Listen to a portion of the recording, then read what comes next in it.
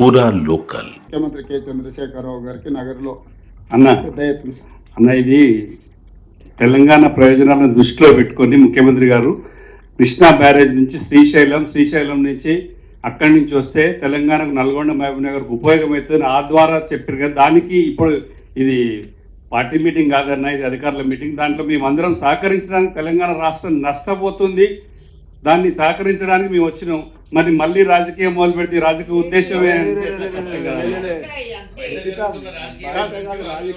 ఒక్క నిమిషం అన్న. ముఖ్యమంత్రి గారు మీరు చదివిన మీటింగ్ మినిట్స్ అన్ని ఒక్కసారి మళ్ళీ కావాలంటే రీట్రేట్ చేపిస్తా. మీరు ఎన్ని విషయాలు ప్రస్తావించి నేను సపోర్ట్ చేస్తున్నాం కదా సార్. ఇది నేను కౌంటర్ ఆర్గ్యుమెంట్ చేయడానికి చెప్పడం లేదు. దీని అంశాలను మీ ముందర పెడితే ఎట్లా ముందుకు వెళ్ళాలనే సూచన కోసమే ఇది. మీరు క్లియర్గా మీరు చదివిన మళ్ళీ ఒకసారి నాకు అభ్యంతరం లేదు. మీరు పేపర్ తెచ్చి చదివిండ్రు కదా, మీరు పూర్తి స్థాయిలో ఏ విధంగా కేంద్ర ప్రభుత్వాన్ని అప్పుడు మాట్లాడింది దయచేసి సార్ ఒక్క నిమిషం మీరు మధ్యలో మాట్లాడుకొని మీకు ఇచ్చిన అవకాశం మీరు క్లియర్గా మాట్లాడినరు. మీరు క్లియర్గా కేంద్ర ప్రభుత్వం సహకరిస్తలేదు, తెలంగాణ ప్రభుత్వం పట్టించుకోవడం లేదు. కేవలం మమ్మల్ని మాత్రమే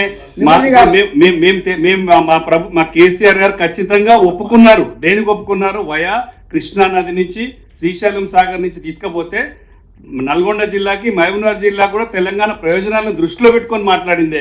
దాని తప్ప ఇప్పుడు మళ్ళీ వేరే విధంగా మాట్లాడడానికి చూపిస్తే సబ్జెక్ట్ డైవర్ట్ చేస్తే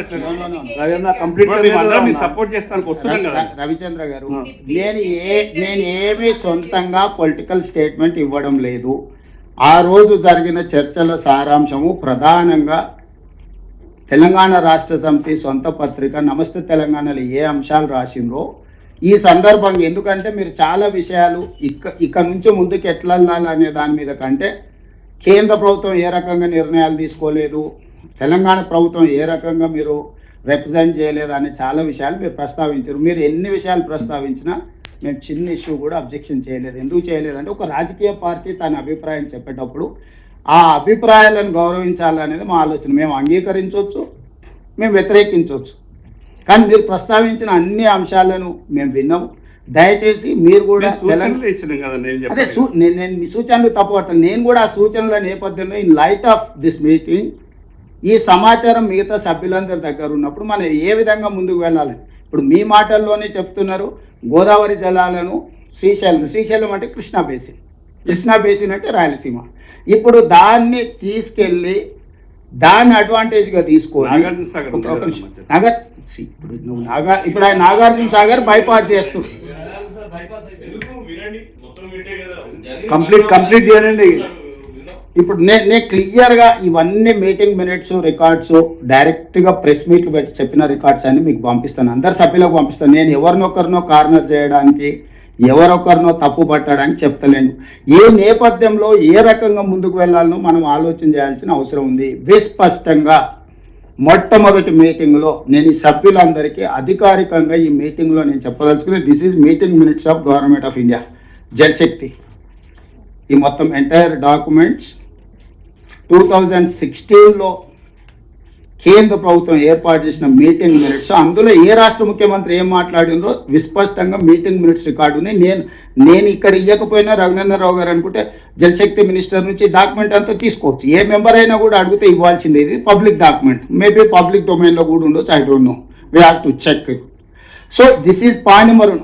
ఆర్జిన్ 3000 టీఎంసీలు సముద్రంలోకి వెళుతున్నాయి గోదావరి జలాలు, వీటిని వినియోగించుకోవాలి ఇరు రాష్ట్రాలు కలిసి అని ఆనాటి తెలంగాణ రాష్ట్ర ముఖ్యమంత్రి గారి ప్రతిపాదన ఇచ్చిండ్రు. వేరియస్ రీజన్స్తోని ఆ 3 ఏళ్ళు అది ఆ ప్రతిపాదన ముందుకు జరగలేదు. ఈ లోపల మనం కట్టుకుంటున్న ప్రాజెక్టుల మీద ఆంధ్రప్రదేశ్ అభ్యంతరాలు పెట్టింది, ఆంధ్రప్రదేశ్ కట్టుకుంటున్న దాంట్లో మీద మనం అభ్యంతరాలు పెట్టిన ఒక రకంగా జరిగిపోయింది. మళ్ళీ 2019కి వచ్చిన తర్వాత ఇరు రాష్ట్ర ముఖ్యమంత్రులు అధికారిక సమావేశాలు, ఇవన్నీ కూడా మీటింగ్ మినిట్స్ రికార్డ్స్ కావాలంటే అన్నీ నేను ఇస్తాను. జస్ట్ సింపుల్గా పేపర్ కటింగ్స్ ఇస్తే మీకు కొంత సమాచారం ఉంటుంది. ఈ సమాచారం తర్వాత అఫీషియల్ డాక్యుమెంట్స్ అన్ని కూడా నేను తీసేస్తాను. ఇందులో క్లియర్గా గోదావరి కృష్ణా జలాల సంపూర్ణ వినియోగం, నదీ జలాల వివాద పరిష్కారం, గోదావరి జలాలు శ్రీశైలానికి తరలింపు ప్రతిపాదనపై చర్చ, 2 రాష్ట్రాల నీటి అవసరాల పంపిణీపై కేసీఆర్ దృశ్యరూప ప్రదర్శన, విద్యుత్ సంస్థల ఇతర విషయాల మీద కూడా వాళ్ళిద్దరు ఏ రకంగా మాట్లాడుకున్నారు, స్నేహగీతిక ఎలా ఉంది, ఇట్లా పత్రికలు రకరకాల. ఇది అయిపోయిన తర్వాత ప్రెస్ మీట్ జరిగింది. ప్రెస్ మీట్ని ఎవరు అడ్రస్ చేసిండ్రంటే, ఇరు రాష్ట్రాల సీఎంల సమావేశం వివరాలను వెల్లడిస్తున్న తెలంగాణ మంత్రి రాజేందర్, పక్కన ఏపీ మంత్రి రాజేంద్రనాథ్ రెడ్డి. తెలంగాణ మినిస్టర్ ఆనాటి 2009 అంటే అప్పుడు మరి మేబీ మెడికల్ అండ్ హెల్త్ ఉండేనేమో 19, ఎస్ సరే 2019, 29/6/2019 ఈటెల రాజేందర్ గారు, రాజేంద్రనాథ్ రెడ్డి గారు, బుగ్గన రాజేంద్రనాథ్ రెడ్డి గారు ఇద్దరు ప్రెస్ మీట్ పెట్టి మేమిద్దరం మాట్లాడుకున్నాం.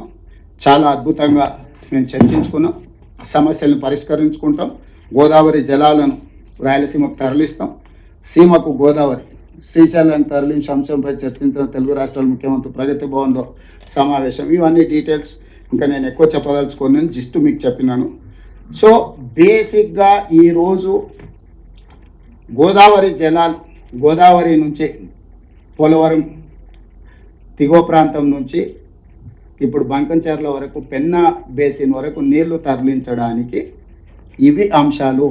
ఇంతకుముందు అసదుద్దీన్ ఓవైసీ గారు ఒక ఇష్యూ చెప్పారు. స్టేట్ రీఆర్గనైజేషన్ యాక్ట్ ప్రకారం ఈ మీటింగ్ మినిట్స్ కన్సర్న్ మినిస్టర్ దగ్గర డిస్కషన్ జరగాలి కదా, ఈ డిస్కషన్ జరిగినాకనే ముందుకు పోవాలి కదా. Yes, I do agree. They have concluded a meeting with the government of India, with Jal Shakti minister, chaired by Uma Bharti garu, attend by Telangana chief minister and Andhra Pradesh chief minister. So ఈ మీటింగ్ మినిట్స్నే ఇప్పుడు బేసిక్గా వాడుతుంది ఆంధ్రప్రదేశ్. ఆంధ్రప్రదేశ్ ఏం డాక్యుమెంట్ చెప్పింది, ఆంధ్రప్రదేశ్ ఇప్పుడు ఎక్కడ క్లెయిమ్ చేస్తుంది? మేము ఆల్రెడీ ఆ మీటింగ్లో మేము ఇద్దరు ముఖ్యమంత్రులు మాట్లాడుకున్నాము, మేము చేసుకోవాలనుకుంటున్నాము. ఏందా మీ అభ్యంతరం? అన్న, ఇది పూర్తిగా రాజకీయ లబ్ధి కోసం జరుగుతున్న మీటింగ్ కన్నా మా పార్టీ తరఫున మేము వాకౌట్ చేస్తున్నాం. చాలా సంతోషం. పోనీ పాప ఆయన ప్రాబ్లమ్స్ ఆయనకుంటాయి.